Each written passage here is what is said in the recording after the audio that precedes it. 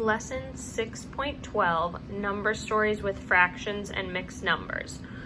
It's important to remember that you already have all the background knowledge you need to solve these because you know how to add and subtract fractions and mixed numbers. So now you just need to apply that knowledge as we solve number stories. Here's an example.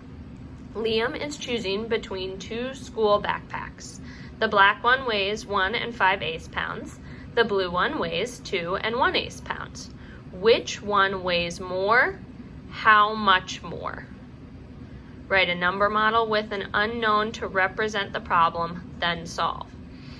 It's going to be important on all of these that you really understand what the question's asking.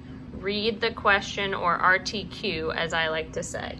So here it asks which one weighs more and how much more.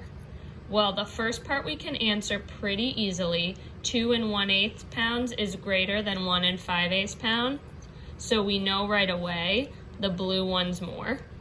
But now for how much more, let's set up our number model.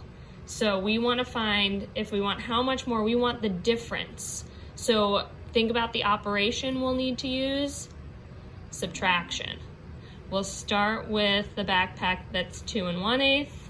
Subtract 1 5/8, and that's going to tell us how much more the blue one weighs. We remember that when we subtract fractions, mixed numbers, think fractions first. 1/8 minus 5/8, I wouldn't be able to do that. So I'm going to borrow one whole, so the 2 becomes a 1. A whole was 8/8 with already 1/8 there. This is the same as 1 9/8.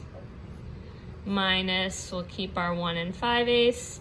Now we are ready to go. 9/8 minus 5/8 is 4/8. And 1 minus 1 is nothing, so I don't need to write that. So the difference is 4/8 pounds.